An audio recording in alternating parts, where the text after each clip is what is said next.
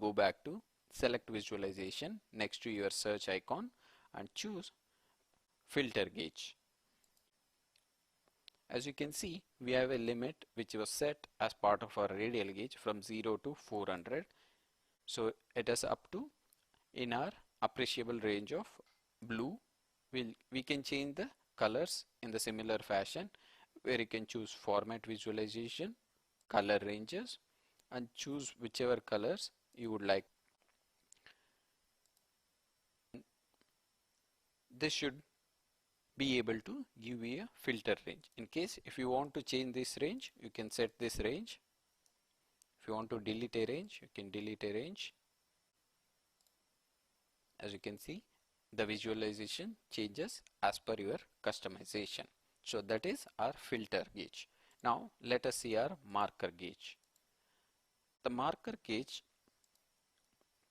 somewhat similar to filter gauge, but it has a marker that continuously moves along with your event value. We have close to 105,000 events, so it is in between 80 and 120. So it gives us some visualization which can be used in some of the use cases depending upon the criteria. These are some of the 3 gauges which can be as part of your single value visualization. So this single value visualization, let's say I need to change the colors behind the background, or I can change the color of the value. Go to format visualization, color option, where you can set your color options based on whichever is required. Say 0 to 100k, it should be green. 100 to 200k should be orange. As you can see in the background, the color has already changed. So anything greater than that is red. In case if you want to just change the text color, select the color mode below your format visualization, which should change the colors accordingly. This is how you visualize a radial, filter, or a marker gauge. Now in the same edit mode, let us see some more examples, that is for bar chart, column chart, or pie chart. As you can see, this is a bar chart where the visualization are represented with the help of X and Y axis. If I want to convert this as a column chart, select visualization, choose the bar chart option. So as you can see, the same values are represented on different axes.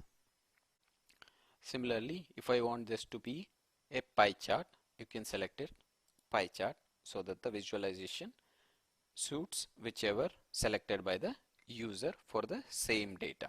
So these are some of the visualization, and some of the rarely used visualization which adds more value depending on the scenario where you are using it.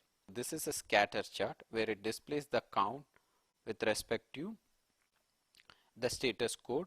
There are more number of 200, which shows our environment is in good health, and we see lot of 404 and 401, which are a sign of concern. As you can see, the concern is little bit lesser compared to our environment health, which seems to be okay and acceptable limits. This is typical representation of a bubble chart where all the values are represented by the size of the bubble represents the quantity, and the position of the bubble also represents the value, how differ it from the least available values. The next visualization in our discussion is line and area chart. As you can see, these are some of the statistics for our tutorial data. Since our tutorial data is not continuous, we have the events just on July 9th to July 15th, starting from July 8th. We have 1 week of data. After that, there is nothing else. So in case if you are expecting an outage or investigating on an outage situation, This should be able to give you a clear picture what all the services were up or down, so you can choose a line chart to better represent the downtime window. In this scenario, you can change the line graph to area by choosing the select visualization option. So these are like synonyms. You can use whichever comfortable or whichever you feel like adds more value to the current situation. Similarly, we have one more chart, that is scatter. This is similar to your bar or column chart, where the only representation is by scattering the values just at one place. That is, even though all the values exist for that time, but it has been scattered based on the quantity rather than representation of full line.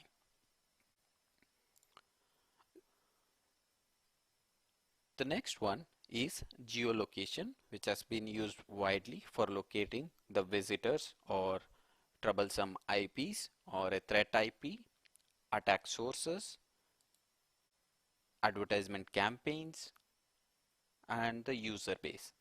This can be used in many scenarios depending upon the use case you are working on. So for this, the only requirement is you need to have the geolocation information as part of your logs, that is latitude and longitude information as part of your logs, or an public IP address which can resolve into latitude and longitude informations. So these are some of the inbuilt visualization which are as part of Splunk. In our more advanced tutorials, we will see how we can add our own custom visualization, like a traffic flow or a user journey behavior, how these kind of graphs with continuous flow can be added, and much more customization can be done as part of dashboards in our further discussions.